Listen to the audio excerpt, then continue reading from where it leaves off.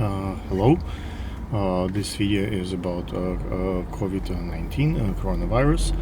Um, I think that I'm going to try to speak today without a microphone, so it's as camera capture, no light as it is. Hopefully you can still hear me and the picture is decent.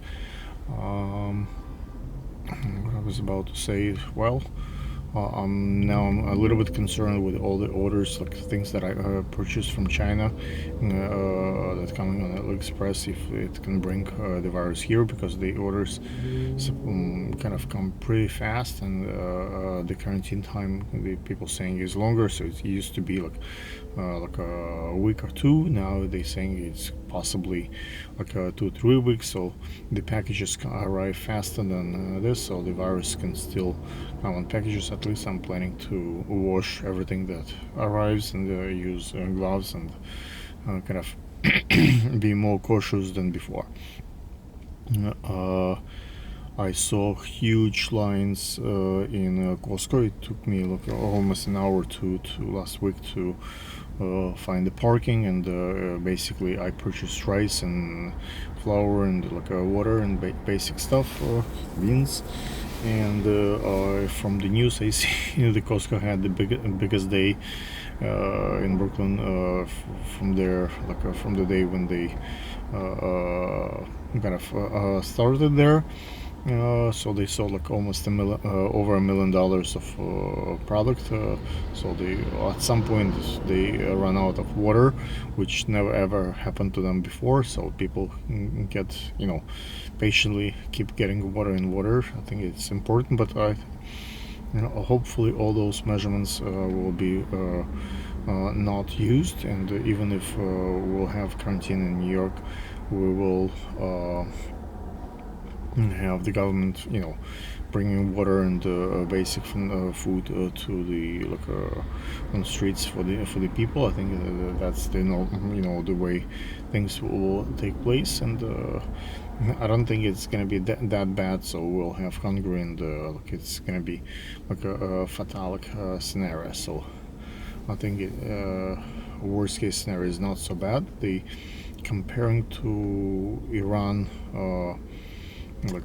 They have the highest mortality rate, I think, from this disease, because they just don't have medicine and they rely primarily on praying. But United States has a much better health system, so better antibiotics, and better prepare for epidemic cases. So I think we'll be fine, even though from what I see the news, 1 or 2 cases in Manhattan reported, like 1 or 2 cases in Florida. So it's still kind of getting spreading out, but from what I see from some sources, the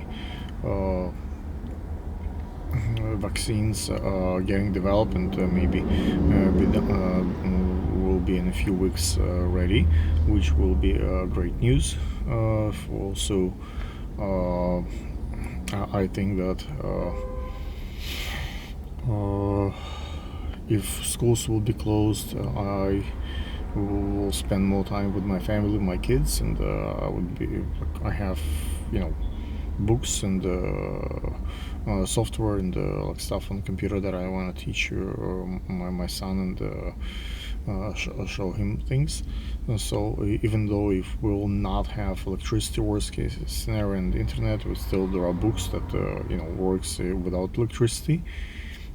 So we actually got quite a few candles in the what do you call, the IKEA the other day, and the price didn't went up for that one. But when my wife went to buy blini to the Russian store, she got and usually those kind of type of food sells like $3-4 a pound, and recently they went up to like $5-6, and when she went another day to buy it, it went to like $8-9.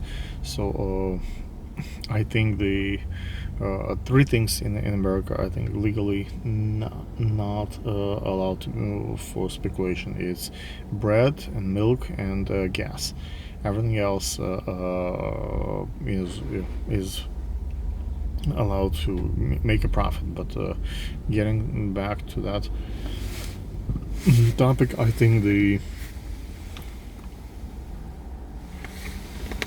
Chinese stores, Chinese restaurants, many of them are on the verge of bankruptcy and having a tough time because people don't buy from Chinese, afraid of Chinese food. But now that virus comes from Italy, from so many other places, and it's spreading everywhere, so it's not really like a problem of Chinese stores. It's everyone have an issue. So I don't know if it will be specifically done as legislation just for that group of businesses, not everybody else, because people don't come to stores and don't buy much from the stores.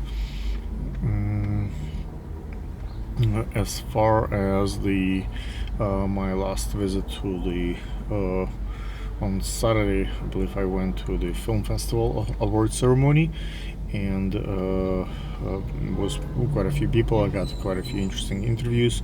Check out the interview with the Chinese girl with her parents stuck in China. Check out the fun interview with like an older guy who got really drunk and said way more on camera than I think he would say without liquor.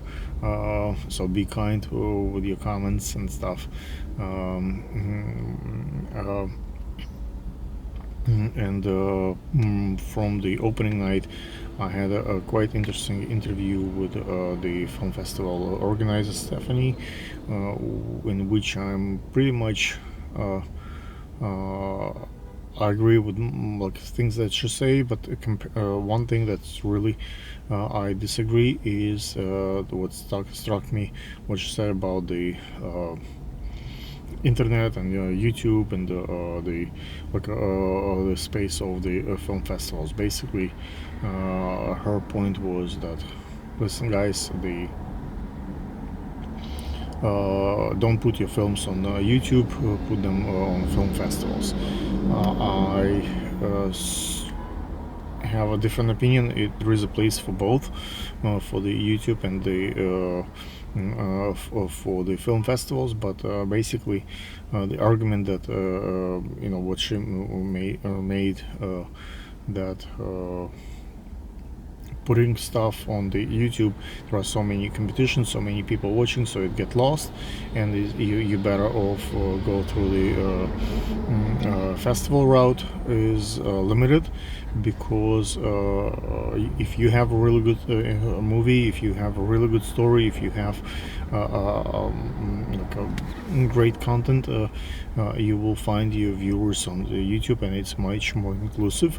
And even though the competition is fearless and everybody on YouTube, at least can be on YouTube, film festivals charge a lot of money. And when the starving artists have the funds, whether they put it into production or filming or they pay to the film festival, I think it's not worth it. And at the end of the day, people who come to those film festivals either film themselves, or then they don't buy them. Very few distributors, and even those who distribute, they now look at this very much in the from the point of math. So if a lot of people watching your stuff on YouTube, probably you'll be really good on distribution on TV. But if you don't have distribution on YouTube, probably you're not gonna have viewership in the box office, so streaming platform. So I think YouTube is really important part of the distribution now, comparing to the film festivals. Film festivals still have a space and a role, especially if you want to make money, and what you can make from each viewership on YouTube is a fraction of what you can make from the selling a ticket in the theater. But in order to get people in the theater, need to have something really interesting, so people willing to spend their money, and so they travel to the theater, they travel from theater. Streaming platforms also don't want to put content that's not very viewable. Anyway, let me know what do you think. Maybe we can do more coverage of the coronavirus as it unfolds on New York, and if you have ideas that are worthy to discuss, maybe I can bring it up, and hopefully the quality of this video without a microphone is you can tolerate the sound of the cars and things around it. Okay, thank you.